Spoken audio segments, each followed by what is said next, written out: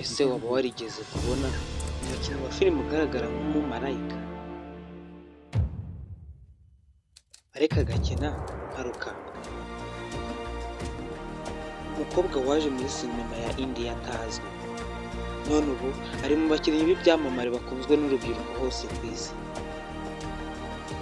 Ndabizi ushobora kuba utarigeze umenya izina Sirira, ariko wumvise ukuntu abantu bavuga bati niwe mwami w'imitima yacu.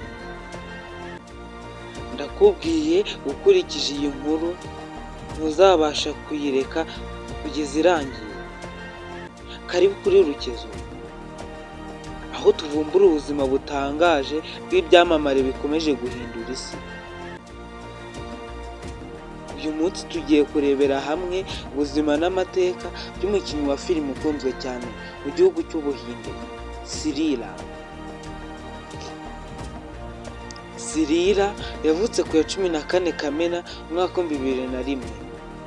Avukira muri Amerika ariko akurira mu Buhinde. Yakuriye mu mujyi wa Bangalore. Uyu mukobwa ashyira mu gaciro umuganga w'amenyo wabyigiye, ariko umutima we wose wari mu gukina filime. Mu mwaka wa 2019 yahabwaga amahirwe yo gukina muri filime ye ya mbere yitwa Kiss mu rurimi rwa Canada. Abarebye iyo filimi batangajwe n'uburyo yitwaye nk'uwamaze imyaka myinshi muri sinema. Ibi byahise bituma izina rye ritangira kumvikana ku isi yose. Sirira dore zimwe muri filimi zamugize icyamamare: Peri Sandad, filimi ya muzika n'urukundo yamutangije ku isoko rya Telugu. Imbyino ze n'imyambarire byagize iyi filimi ya mbere ku mbuga nkoranyambaga. Yagukiniye filimi yitwa By Two Love, yasohotse mu mwaka wa 2022. Filimi ya Canada yarushijeho kuzamura izina rye, yerekanye uruhande rwe rw'urwenya ndetse n'amarangamutima ye. Uyu mukobwa kandi yagaragaye muri filimi nziza cyane Dhamakal, yasohotse mu mwaka wa 2022. Yakinanye na Ravi, imwe mu mafilimi yatumye agera ku rwego mpuzamahanga mu bakinnyi b'abakobwa bo muri Telugu. Yagaragaye muri filimi yitwa Skandal, yasohotse mu mwaka wa 2023. Aha yagaragaye mu ruhande rwo kwerekana imbaraga z'umukobwa utikanga mu mirwano ndetse no mu mitongero.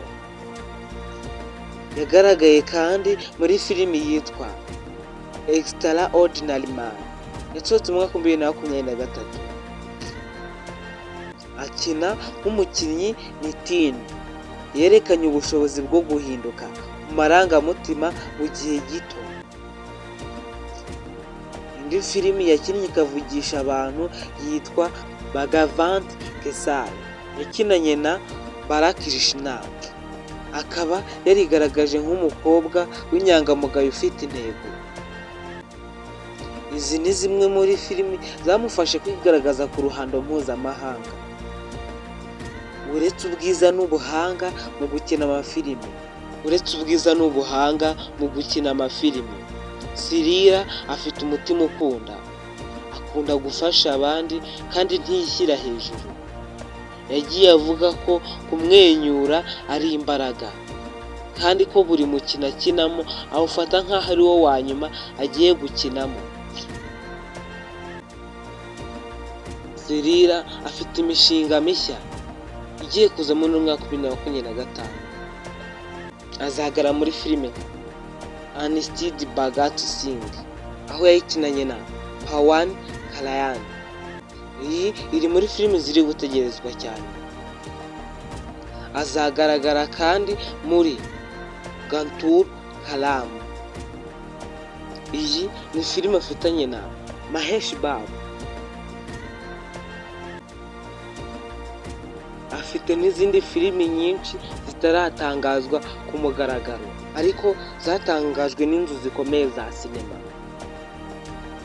Iyo ubona Sirira ku ruhimbi uba ubona ubuhanga, ubwiza n'inzozi byahindutse impamo. Ni ikimenyetso cy'uko niba ufite inzozi ukabikurikirana n'umutima wose, isi yose irakwemera. Niba wari utaramenya noneho uramenye, kandi niba wifuza kumenya byinshi ku buzima bw'ibyamamare n'inkuru zitagira aho ziva n'aho zerekeza, bihora hano kuri Rukizo.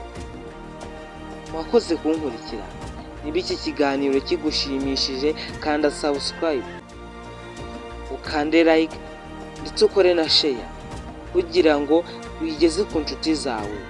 Jye mpamagara Gustave niko nitwa. Ciao ciao, hasta la vista.